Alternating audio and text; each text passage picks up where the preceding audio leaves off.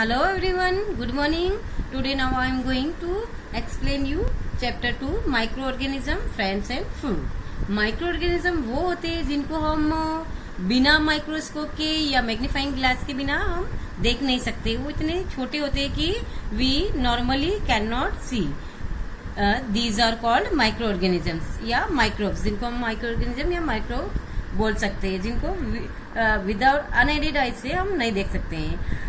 You have seen several kinds of plants and animals. However, there are other living organisms around us which we normally cannot see. These are called microorganisms.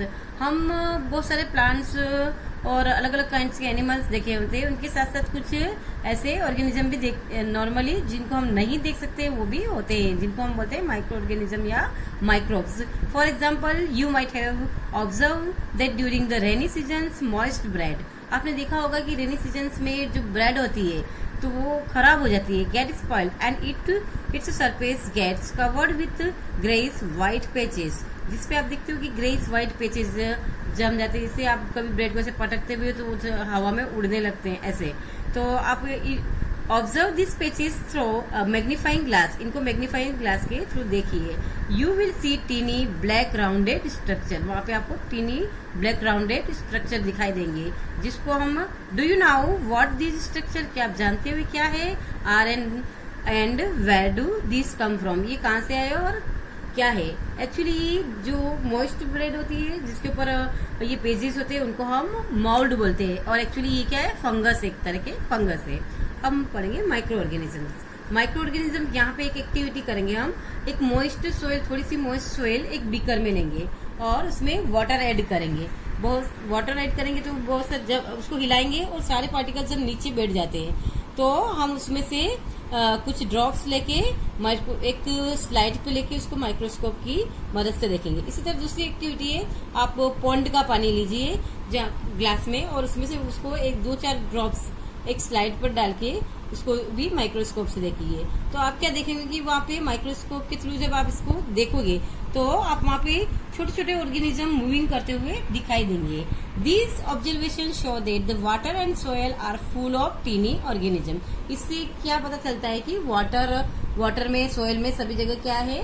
छोटे छोटे बहुत ही, जो कि हम अपनी normal eyes से नहीं देख सकते, ऐसे माइक्रो ऑर्गेनिज्म प्रेजेंट होते हैं everywhere.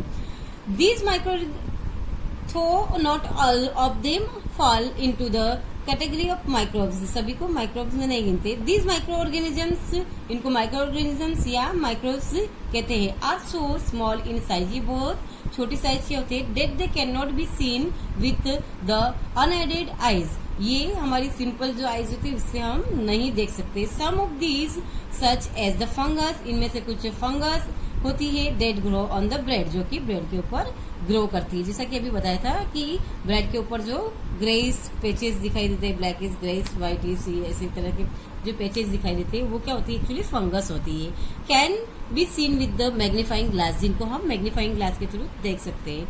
Observe other can not be seen without the help of microscope, और बिना माइक्रोस्कोप के इनको नहीं देख सकते, इनकी स्ट्रक्चर को. That is why these are called micro organism. इसकी वजह से इनको हम माइक्रो ऑर्गेनिज्म या माइक्रोब्स कहते हैं, क्योंकि इनका साइज बहुत ही छोटा होता है, हमारी आईज से नहीं देख सकते, माइक्रोस्कोप की मदद से देखते, इसीलिए इनको माइक्रो ऑर्गेनिज्म और माइक्रोब्स कहते हैं. Micro organisms are classified into the 4 major groups. These are bacteria, fungi, protozoa and some algae. इनको 4 बड़े ग्रुप में क्लासिफाइड किया गया है. 4 ग्रुप से फर्स्ट बैक्टीरिया में, सेकंड फंगस वगैरह, और थर्ड है प्रोटोजोन्स, और फोर्थ एल्गी में इसको बांटा गया है 4 ग्रुप में. Some of these common organisms are shown in figure 2.1 and 2.4, जो कि हम देख सकते हैं पीछे. इनको कुछ एग्जाम्पल इनके पीछे दिखाया, जैसे कि आप बैक्टीरिया के एग्जाम्पल ये देख सकते हैं. 2 यहाँ बैक्टीरिया के अलग अलग टाइप्स के बैक्टीरिया दिखाए गए हैं. फिर नीचे आप देख सकते हैं एल्गा में यहाँ एक एग्जाम्पल है क्लेमाइडोमोनास और स्पाइरोगायरा. फिर आप देख सकते हैं प्रोटोजोआ में यहाँ अमीबा का स्ट्रक्चर है पूरा, और ये है पैरामीशियम जो स्लीपर लाइक शेप का होता है, और अमीबा का कोई शेप नहीं होता है, चेंजेबल होता है इसका शेप. फिर आप नीचे देख सकते हो ये फंगी होती है. फंगी जैसे कि अभी अपन ने पढ़ा था ब्रेड के ऊपर, मोस्ट ब्रेड के ऊपर जो ब्राउनिश या व्हाइटिश जो पैचेज होते हैं, ब्लैकिश वगैरह, ये पैचेज इसके इस तरह की मोल्ड जो मैग्नीफाइंग ग्लास से देखेंगे तो इस तरह का स्ट्रक्चर दिखाई देगा, ऐसे डॉटेड लाइक स्ट्रक्चर दिखेंगे। ये ब्रेड माउल्ड है और ये है स्ट्रक्चर है पेनिसिलियम का। पेनिसिलियम जो एक तरह की फंगस होते हैं ये भी, और ये है स्पाइरगलस जिससे मेडिसिन बनती है इन दोनों से, इस तरह से। इन 4 के अलावा एक और ऑर्गेनिज्म है virus. Viruses are also microscopic but are different from other micro organism. Virus भी माइक्रोस्कोपिक होते हैं, ये भी अपनी आई से नहीं देख सकते, माइक्रोस्कोप के थ्रू ही इनको देख सकते हैं। They however reproduce only inside the cells of the host organism. ये ओनली होस्ट ऑर्गेनिज्म जब किसी लिविंग ऑर्गेनिज्म के कांटेक्ट में आते हैं तभी रिप्रोड्यूस होते हैं। अदरवाइज जैसे कि बाहर अगर जमीन पे पड़े हुए हैं तो ये जैसे कि जिंदा नहीं होते हैं, मतलब ऐसे मृत की तरफ पड़े रहते हैं, डेड की तरफ। Which may be inside the cells of the host organisms which may be bacteria. ये बैक्टीरिया के अंदर हो सकते, मतलब टच में आ सकते हैं, प्लांट के अंदर जा सकते हैं या एनिमल के अंदर, मतलब किसी भी लिविंग के अंदर लिविंग को अपना होस्ट बना सकते हैं। Some of the viruses are shown in figure 2.5। यहाँ 2.5 में कुछ वायरस दिखाए गए हैं, फिगर देख सकते हैं। यहाँ पे आप वो फिगर देख सकते हैं, ये वायरस का, ये पूरा फुल वायरस का दिखाया और ये नीचे की साइड से बैक साइड का पूरा दिखाया गया वायरस। जैसे कि कोरोना वायरस दिखाते हैं, आपने कहीं पे देखा होगा वीडियो बनाते तो इस तरह से वायरस दिखाते हैं। इसके बारे में तो आप अच्छी तरह से जान ही गए हैं, कोरोना वायरस के बारे में अभी चल रहा है तो आप देख ही सकते हैं। Common elements like cold, influenza, flu and most cough are caused by viruses. Most of the जो जैसे कि बोलते हैं, अभी बोल ही रहे कि जैसे कि कोरोना हो रहा है तो अभी बोलते हैं कि सर्दी जुकाम वगैरह, कफ वगैरह होता है, यानी कि अगर हो रहा है तो आपको ट्रीटमेंट लेना है, कोरोना भी हो सकता है। तो ये वायरस के थ्रू ही फैलते हैं। अलग अलग टाइप के वायरस होते हैं, सिंपल इन्फ्लुएंजा वगैरह के वायरस अलग होते हैं, कोरोना वायरस थोड़ा अलग है। Serious diseases like the polio, chicken pox are also caused by virus. Polio और चिकन पॉक्स भी वायरस के थ्रू होता है, जिसकी बहुत सारी वैक्सीन अभी निकाली गई है, बहुत टाइम से चल रही है। Diseases like dysentery and malaria are caused by protozoa. Dysentery और मलेरिया जो डिजीज है वो प्रोटोजोआ के थ्रू होती है। Wherever typhoid and tuberculosis are bacterial disease, जो कि बैक्टीरिया के थ्रू फैलती है, टाइफॉइड और tuberculosis. Next, where do micro organisms live. Micro organism कहाँ लिव करते हैं? Micro organisms may be single celled like bacteria, some algae and protozoa. Micro organism single sailed या मल्टी सेल्ड भी हो सकते हैं। सिंगल सेल्ड में जैसे कि बैक्टीरिया है, एल्गी है, प्रोटोजोआ, और multi cellular such as many alga and fungi, जो कि एल्गा और फंगाई कुछ मल्टी सेलुलर भी होते हैं। They live in the all types of environment. ये सारे एनवायरमेंट में जिंदा रह सकते हैं micro organisms, ranging from the ice cold climate to hot springs. मतलब बहुत ही ठंडे से लेके गरम गरम स्प्रिंग्स वाले प्रदेश या एरियाज में भी ये पाए जाते हैं। And desert to marshy land, और डेजर्ट से लेके बिल्कुल सूखे एरिया से लेके गीले मर्सी लैंड में भी सारे बैक्टीरिया और ये माइक्रो ऑर्गेनिजम्स होते हैं। They are also found inside the body of animal including humans. ये ह्यूमन बॉडी और सारे एनिमल्स के अंदर बैक्टीरिया होते हैं। बैक्टीरिया हो सकते हैं, वायरसेस हो सकते हैं, या फिर फंगी, एल्गा, ये सब हो सकते हैं। Some micro organisms grow on other micro organisms while others exist freely. कुछ माइक्रो ऑर्गेनिजम्स क्या करते हैं, दूसरे माइक्रो ऑर्गेनिजम्स के ऊपर ग्रो करते हैं और कुछ फ्रीली भी ग्रो करते हैं। नेक्स्ट टॉपिक है हमारा micro organism and us. Micro organism और हमारा क्या रिलेशनशिप है, जैसे कि अपने माइक्रो ऑर्गेनिज्म का हमारी लाइफ में क्या रोल है। वो कुछ माइक्रो ऑर्गेनिज्म तो हमारे लिए बहुत ही बेनिफिशियल होते हैं in many ways, wherever some others are harmful. कुछ हार्मफुल होते हैं, कुछ बेनिफिशियल होते हैं। हार्मफुल किस तरह से, ये हमारी बॉडी में बहुत सारी डिजीज कॉज कर सकते हैं, इस तरह से हार्मफुल होते हैं, तो उसके बारे में हम स्टडी करते हैं। Friendly microorganisms. Microorganisms are used for various purposes. They are used in the preparation of curd, bread and cake. Friendly microorganism यानी कि जो हमारे लिए बहुत ही लाभदायक होते हैं। माइक्रोऑर्गेनिज्म जैसे कि अलग अलग पर्पज से यूज किए जाते हैं। आप देख सकते हैं दही जमाती है मम्मी आपके घर पे, दही कर्ड जमाती तो क्या करती है, उसमें क्या होता है, एक्चुअली उसमें क्या होता है, लैक्टोबैसिलस बैक्टीरिया। अगर वो बैक्टीरिया मल्टीप्लाई होंगे तभी आपका कर्ड सेटल होगा, अदरवाइज आपका कर्ड नहीं जमेगा। इसी तरह ब्रेड बनाने में यीस्ट काम आती है, ब्रेड केक बनाने में। आप फैक्ट्री में अगर जाकर आप पता करोगे तो वहां पे भी माइक्रो ऑर्गेनिज्म यीस्ट होती है ना, फंगस एक तरह की, जो काम में आती है। They are also used in cleaning of the environment.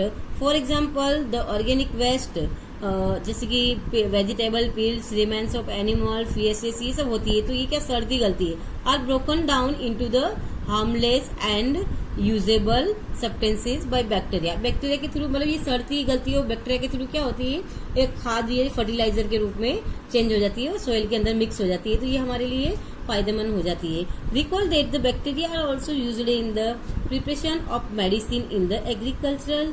They are used to increase soil fertility by fixing nitrogen. जैसा कि हम 7th में ऑलरेडी पढ़ चुके हैं कि नाइट्रोजन फिक्सेशन कैसे होता है। नाइट्रोजन फिक्सिंग करके ये बैक्टीरिया सॉइल के अंदर नाइट्रोजन की सोल्यूबिलिटी, मतलब सोल्यूबल नाइट्रोजन बढ़ाते हैं। इस तरह से ये मेडिसिनल के रूप में भी ये बैक्टीरिया काम में आते हैं। Making of curd and bread, जैसा कि अभी मैंने बताया कि कर्ड किससे बनता है, मिल्क से बनता है। Turn in to curd by bacteria, milk turn in to curd by bacteria, bacteria के थ्रू ही मिल्क टर्न होता है कर्ड के अंदर। Curd contain several micro organism of this the bacterium lactobacillus, जैसे कि अभी मैंने पहले बताया कि लैक्टोबैसिलस एक तरह के बैक्टीरिया होते हैं, उसके द्वारा promote the formation of curd, जो मिल्क से कर्ड में कन्वर्ट करता है, मिल्क को प्रमोट करता है, फॉर्मेशन को, milk to curd. It multiplies in the milk, यह मल्टीप्लाइज होता है and convert it into curd. Bacteria are also involved in the making of cheese, pickles and many other food item. Bacteria चीज बनाने में, pickle बनाने में और other food item बनाने में भी काम में आता है। एंड इम्पोर्टेंट इंग्रेडिएंट्स ऑफ रवा, सूजी, जैसे कि इडली का वो डफ वगैरह बनाते ना, भटूरास, और इस कर्ड इनमें काम में लिया जाता है। Can you guess is why, क्यों काम में लिया जाता है, सोच सकते हैं आप? क्योंकि इसमें क्या होता है, बैक्टीरिया जो होते हैं, bacteria and yeast are also helpful for the formation of rice, idlis and dosa batter, rice, idli, इनमें क्या होता है, बैक्टीरिया प्रेजेंट होते हैं, बैक्टीरिया और यीस्ट। तो ये इसको क्या करता है, पूरा डब को फ्लफी बनाते हैं, जिससे हमारी सॉफ्ट इडली वगैरह बनती है, इडली डोसा वगैरह बनते हैं। Yeast reproduces rapidly and produces carbon dioxide during the respiration. Bubbles of gases fill the duff and increase its volume. जैसा कि आप ऊपर देख सकते हो, यहाँ पे लोट लगाया गया है, इसको 5-6 घंटा छोड़ दिया गया है यीस्ट डाल के। तो बाद में यीस्ट डालने की वजह से इसमें क्या होता है कि यीस्ट क्या करते हैं, रेस्पिरेशन करते हैं, तो उसमें कार्बन डाइऑक्साइड छोड़ते हैं। कार्बन डाइऑक्साइड छोड़ने की वजह से यहाँ पे पूरा कार्बन डाइऑक्साइड की वजह से यहाँ डफ पूरा पोला और बिल्कुल पोचा बन जाता है और पूरा फूल जाता है इस तरह से, यानी कि इसका वॉल्यूम पूरा इंक्रीज हो जाता है, पूरा वॉल्यूम बढ़ गया है। यहाँ देखिए और यहाँ देखिए, वॉल्यूम बढ़ गया और बहुत ही सॉफ्ट डब बन गया है। This is the basis of the use of yeast in the baking industries for making breads, pastries and cakes. इस मेथड को पूरा यूज किया जाता है बेकिंग इंडस्ट्रीज में, यहाँ बेक करने के लिए, ब्रेड्स बनाने के लिए, पेस्ट्रीज और केक बनाने के लिए। Commercial use of micro organism, next point हमारा कॉमर्शियल यूज। कॉमर्शियल में कैसे यूज किया जाता है, micro organisms are used for the large scale production of alcohol. बड़े स्केल पे एल्कोहल प्रोड्यूस करने के लिए माइक्रो ऑर्गेनिज्म को यूज किया जाता है। Wine and acetic acid also, इनको भी यूज बनाने के लिए माइक्रो ऑर्गेनिज्म को यूज किया जाता है। Yeast is used for the commercial production of alcohol and wine, यहाँ पे यीस्ट यूज की जाती है जो एक तरह की फंगस होती है। For this purpose yeast is grown on a natural sugar, इस पर्पज के लिए इसको शुगर के ऊपर, नेचुरल शुगर के ऊपर यीस्ट को प्रोड्यूस किया जाता है, यानी कि इनको कंटिन्यू मल्टीप्लाई किया जाता है। Present in the grains like barley, wheat, rice, crushed fruit, juice etc, इनकी प्रेजेंस में, इनमें मतलब ये क्या किया जाता है, बार्ली, व्हीट, इन सबके अंदर फिर ये यीस्ट डाल दी जाती है और शुगर डाल दिया जाता है, जिससे क्या होता है, इसका कंटिन्यू मल्टीप्लिकेशन होता है और ये बहुत ज्यादा वहां पे ग्रो करती है और एल्कोहल प्रोड्यूस करती है।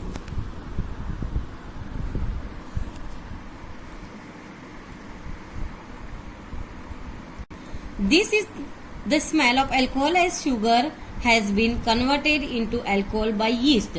इस तरह से शुगर कन्वर्ट हो जाती है अल्कोहल में यीस्ट के थ्रू। This process of conversion of sugar into alcohol is known as the fermentation. Sugar का अल्कोहल में कन्वर्ट होना फर्मेंटेशन कहलाता है, जिसकी खोज की थी लुईस पास्चर ने इसको डिस्कवर किया था 1857 में। मतलब next point, medicinal use of micro organism.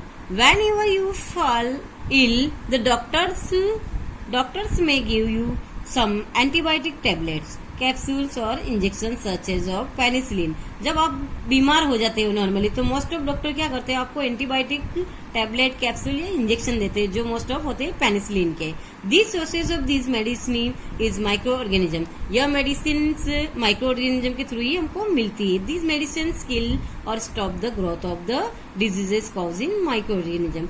ये क्या करती है, उन माइक्रो ऑर्गेनिज्म को किल करते हैं जो डिजीज हमारी बॉडी में फैलाते हैं। सच मेडिसिन और कॉल्ड एंटीबायोटिक। इन मेडिसिन को हम एंटीबायोटिक्स बोलते हैं, जो हमारी बॉडी में जर्म्स को, बैक्टीरिया को, इन सबको किल करती है और हमको इलनेस से हमारे बचाती है।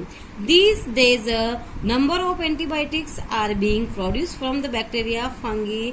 बैक्टीरिया और फंगी से बहुत सारी एंटीबायोटिक्स बना दी गई है, जो है कि जिनका नाम है example, for example streptomycin, tetramycin and erythromycin are some of the commonly known antibiotic. कुछ जानी मानी ये एंटीबायोटिक्स है जो नॉर्मली आजकल यूज में ली जाती है। Commonly known antibiotics which are made from fungi and bacteria, जो कि फंगी और बैक्टीरिया से बनाई जाती है। These antibiotics are manufactured by the growing specific microorganism and are used to cure a variety of diseases। बहुत सारी डिजीजेज में ये एंटीबायोटिक्स यूज की जाती है। डॉक्टर अलग अलग मेडिसिन के साथ अलग अलग तरह की एंटीबायोटिक्स यूज करते देते हैं ताकि हम अपनी इलनेस से रिकवर हो सके।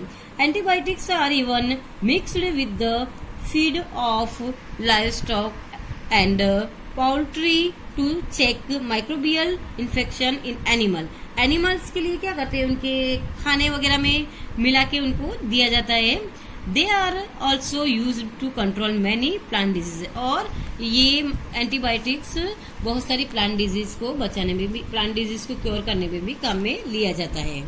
नेक्स्ट है वैक्सीन। वैक्सीन ये टॉपिक हम कल पढ़ेंगे। आज के लिए इतना ही। Good bye.